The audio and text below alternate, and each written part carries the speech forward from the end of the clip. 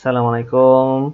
Hari ini kita akan tengok tajuk baru, iaitu tajuk berkenaan dengan najis, jenis najis dan cara untuk mencucinya. Ini adalah jenis najis, contoh darah, muntah, air kencing bayi, bangkai, babi dan juga anjing. Okey, kita tengok dulu.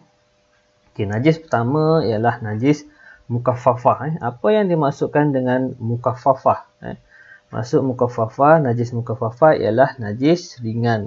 Najis ringan iaitu contoh najis mukaffafah ni ialah air kencing bayi lelaki yang berumur kurang dari 2 tahun. Maknanya bawah 2 tahun.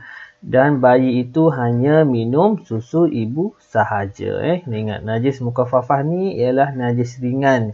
Apa yang dimaksudkan dengan najis ringan? Contohnya ialah air kencing bayi lelaki.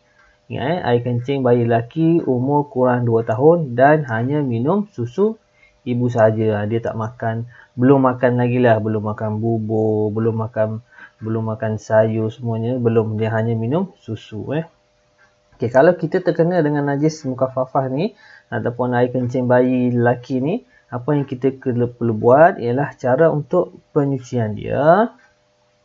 Kita tengok pertama, hilangkan ataupun dilap ain. Ain ni ialah objek yang boleh disentuh, maknanya tempat najis tu lah. Air najis terlebih dahulu, hilangkan dahulu. Renjiskan air mutlak pada tempat najis itu. Dan yang ketiga, lap dengan kain bersih sehingga kering. Ini adalah untuk najis mukaffafah. Kita tengok najis kedua. Najis kedua ialah najis mutawassitah. Okay, apa itu najis mutawassitah? Maksud najis mutawassitah ialah najis sederhana. Contoh najis mutawassitah ialah, kita tengok sama-sama, iaitu muntah. Nampak gambar ni, gambar orang tengah muntah. Muntah, darah, najis manusia, nanah, bangkai dan juga air kencing. Ini semua ialah najis sederhana. Apa yang kita perlu buat kalau kita terkena dengan najis ni? Muntah, contoh muntah, darah, najis manusia, nanah, bangkai ataupun air kencing. Kita perlu buat cara untuk pencucian dia. Pertama ialah buang air najis terlebih dahulu. Kita bersihkan dulu. Contoh, di baju kita ada muntah, bersihkan muntah tu dulu. Di badan kita terkena muntah, bersihkan muntah tu dulu. Baju kita terkena darah, cucikan darah tu dulu. Buang dulu darah tu. Nombor 2, basuh tempat najis itu sehingga hilang bau, warna dan rasa dengan air mutlak.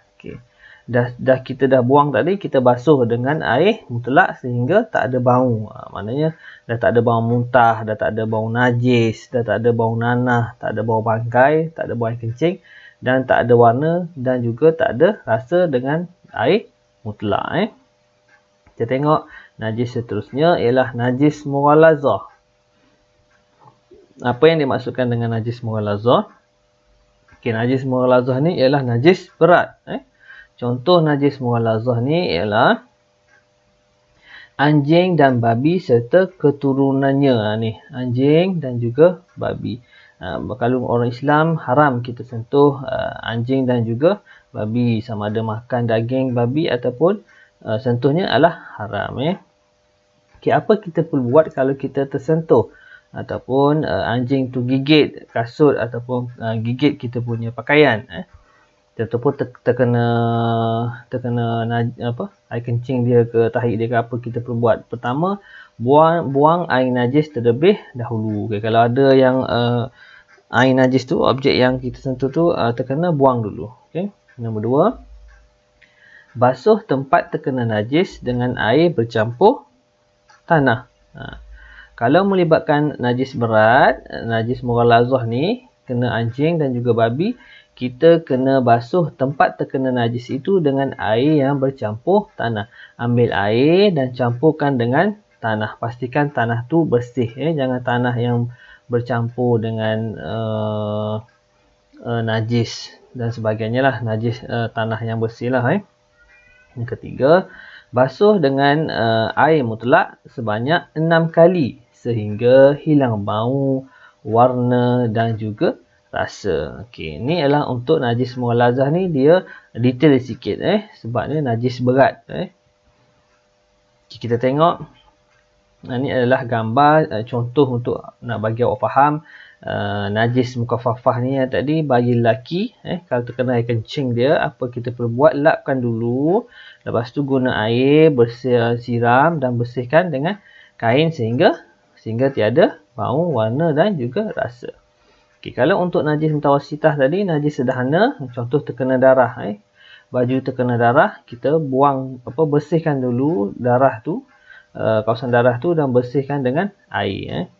Okay, manakala untuk najis mughalazah, najis berat ni, contoh ni gambar anjing ni gigit kasut, gigit kasut kita. Ni kita dia dah gigit kasut kita ni, dah ada liur dia, dah kira sebagai najis. Apa kita perlu buat? Kita buang dulu air liur dia dulu. Dah buang, lepas tu ambil air, campurkan dengan tanah dan basuh dengan air tanah sebanyak satu kali. Dah kita basuh dengan air tanah, lepas tu kita basuh dengan air mutlak sebanyak 6 kali. Okay, itu saja untuk hari ini. Sekian, terima kasih.